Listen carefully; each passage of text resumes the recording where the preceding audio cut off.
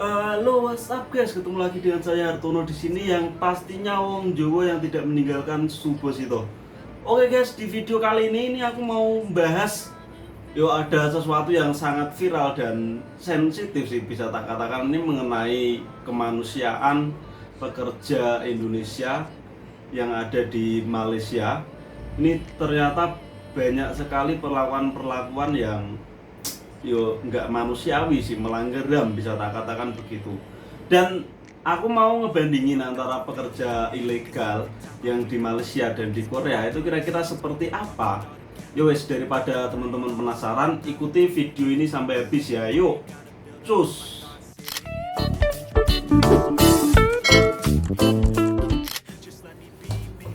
Oke guys, assalamualaikum warahmatullahi wabarakatuh. Ketemu lagi dengan saya Hartono. Buat yang baru gabung, salam kenal. Buat yang udah stay di channel ini, terima kasih banyak udah stay di sini.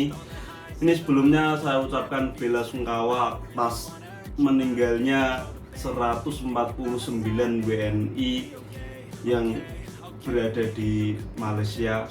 Al-Fatihah buat mereka semua.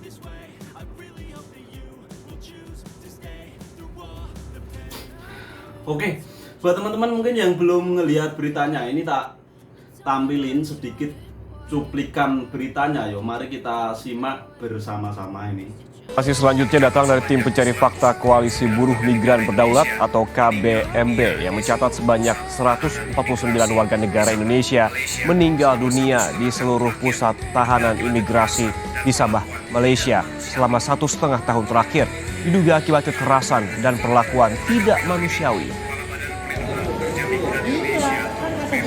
Menanggapi hal ini, Kepala Badan Perlindungan Pekerja Migran Indonesia atau BP2MI, Beni Ramdhani menyebut kekerasan fisik dan verbal yang dialami pekerja migran Indonesia bukan hal baru.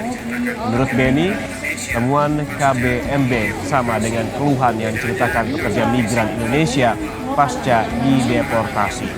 Tidak hanya kekerasan fisik dan verbal, namun masa tahanan yang lebih panjang daripada vonis, rampasan harta benda, sampai mendapatkan makanan dan minum yang tak layak kerap dilalui para pekerja migran Indonesia. Ini menurut teman-teman gimana?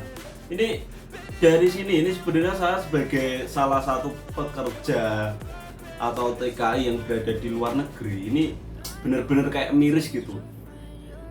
Yo, dari temuan ini 149 nyawa menghilang, meninggal dunia di tahanan karena ilegal.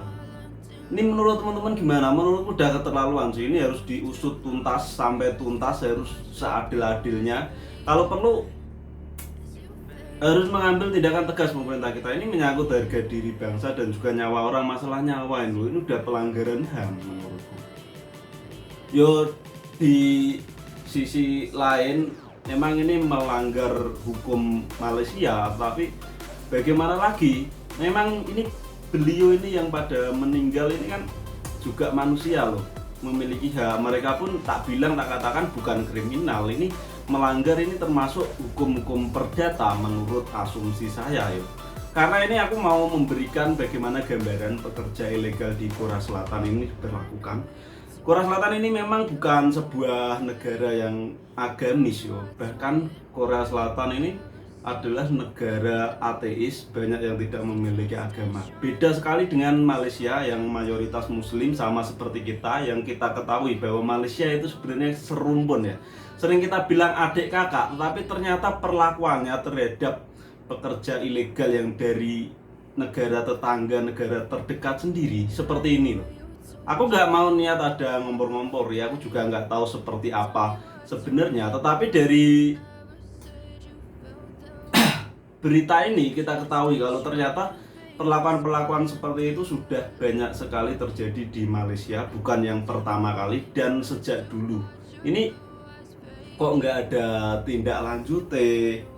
Yo, mudah-mudahan cepat ditangani untuk kedepannya ini dengan Ketua BP2MI yang baru Bapak Beni Ramdhani, mudah-mudahan segera teratasi. Aku mau cerita langsung aja ini kalau di Korea Selatan.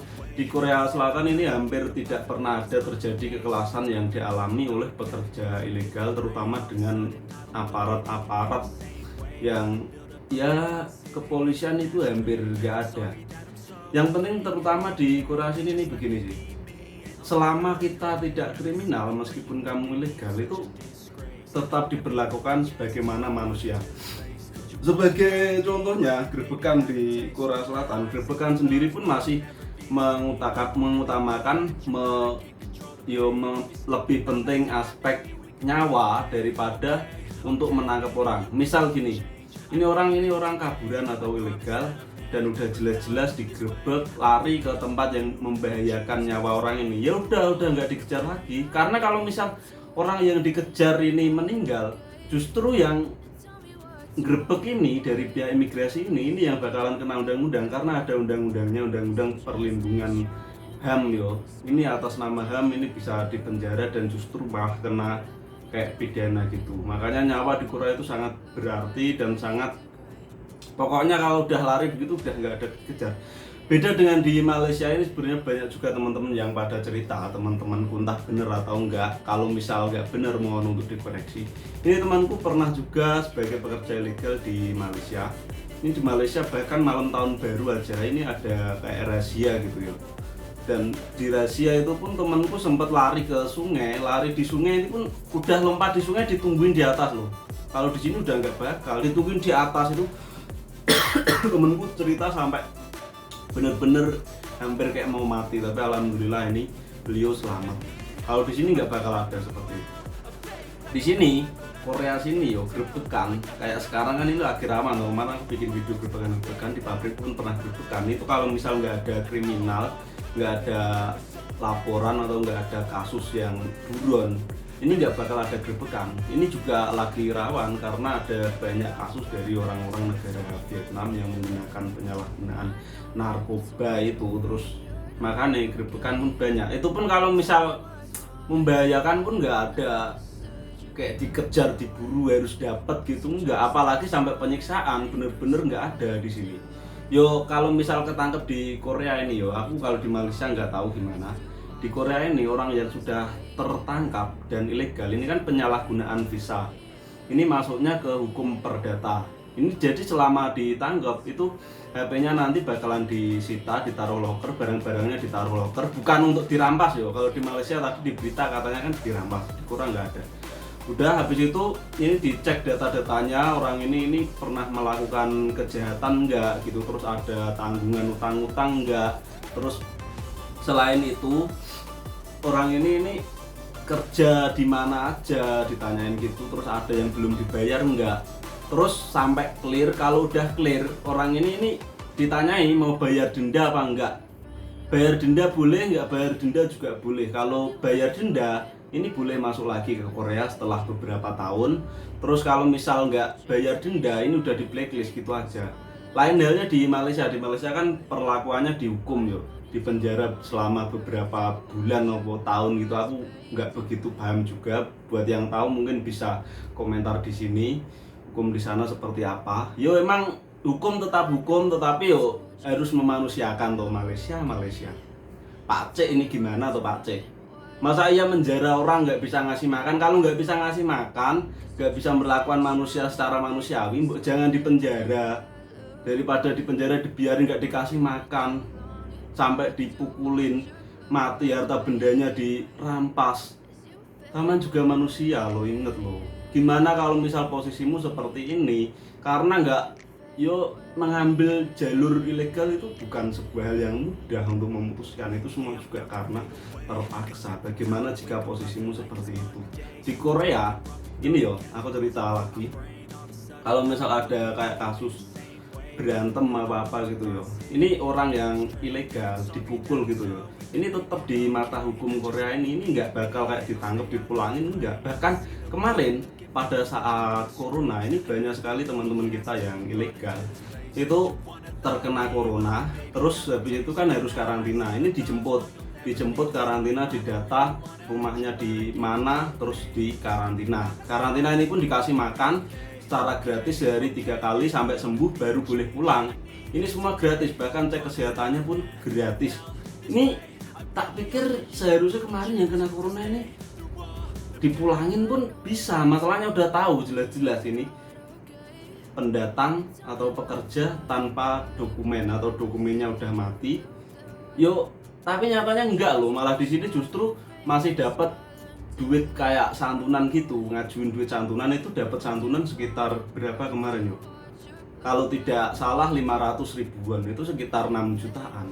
Bayangkan seperti itu. Ini yang negara Korea sama Indonesia ini nggak ada serumun-serumpunya sama sekali, apalagi agama, nggak punya agama mayoritas di sini bisa sebaik ini loh. Makanya aku pun salut banget, terima kasih banyak untuk negara Korea yang udah memperlakukan manusia secara manusiawi, nggak ada tebang pilih kayak orang asing sama orang sini asli, resmi sama swasta pun di mata hukum Korea sini sama.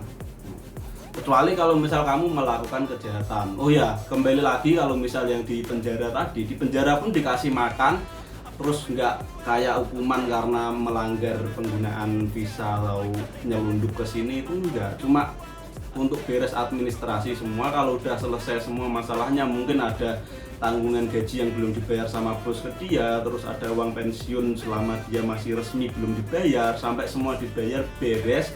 Terus yang terakhir, bos yang memperkerjakan dia itu kena denda. Kalau bos yang memperkerjakan dia didenda, udah selesai ya udah. Terus emang nggak boleh dijenguk, tetapi ya nggak ada kayak perlakuan dijotosi, ditonjoi, itu bener-bener nggak ada.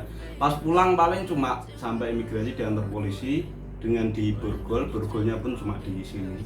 Ini pakai kayak talitis gitu sesuai cerita dari temenku yang pernah ketangkep. Terus dilepas pas udah bener-bener masuk pesawat gitu tok, bener-bener asli. Jadi ini gimana ya orang-orang Indonesia, mari teman-teman mikir lah, maksudnya jangan, kalau bisa ya jangan sampai ke Malaysia yang belum. Mungkin ada teman-teman yang mau niat ke sana untuk jadi kabulan. Sebenarnya gaji di Malaysia pun nggak banyak loh. Tak pikir gajinya di sana dari cerita temanku sama di Bekasi, di Karawang, di Jakarta itu nggak jauh beda. Bahkan biaya hidup di sana mahal. Kalau nggak diberlakukan secara manusiawi itu buat apa? Kita punya duit pun kalau misal diberlakukan seperti itu, pulang dengan keadaan cacat, dijotosi, diselomot rokok, ditendang-tendang di penjara. Ini banyak yang mengalami seperti itu loh. Bahkan lari ke hutan pun tetap dikejar, yang ketangkep ya seperti itu. Bukan yang pertama kali. Aku bener-bener miris, ini nggak habis pikir. Kalau di Korea sini sih alhamdulillah banget, bener-bener memanusiakan manusia. Yo, aku nggak mau nyaranin teman-teman untuk menjadi pekerja ilegal juga, tetapi yo untuk pemerintah Malaysia ini tak pikir ini bener-bener kebangetan. Mungkin kalau ada pemerintah Malaysia yang nonton untuk nyontoh yang baik loh negara sini, perlakuan manusia semanusiawi mungkin. Melanggar HAM, bener udah melanggar HAM, tak bilang melanggar HAM. Kasih makanan-makanan basi seperti itu. Di sini bener-bener manusiawi banget. Asli. Ya wes, mungkin cukup sekian video kali ini. Aku juga buat teman-teman mungkin pikirkan lagi untuk menjadi pekerja ilegal, karena dengan menjadi pekerja ilegal kamu otomatis perlindungan hakmu pun akan berbeda dengan yang resmi dan pastinya nggak bisa tenang. Pokoknya bisa mungkin pertahankan status resmi, kalau bisa ke luar negeri dengan keadaan yang resmi. Pokoknya untuk semuanya jaga kesehatan, semangat untuk semuanya. Yang udah terlanjur ilegal tetap hati-hati, yang mungkin masih ada di Malaysia dan ilegal tak doain tetap selamat dan mendapat perlindungan, tetap mendapat perlindungan hukum, nggak ada kekerasan-kekerasan seperti yang terjadi lagi. Ini banyak nyawa yang meninggal. Yowes, jika video ini bermanfaat, silahkan share sebanyak-banyak ke media sosialmu, dan jangan lupa dukung channel ini dengan cara like, komen, dan subscribe agar channel ini terus berkembang. Kurang lebihnya mohon maaf. Wassalamualaikum warahmatullahi wabarakatuh. Sampai jumpa di video-video berikutnya. Bye-bye. But I've known you too long, it hurts to watch your blue eyes fade to gray as you fade away.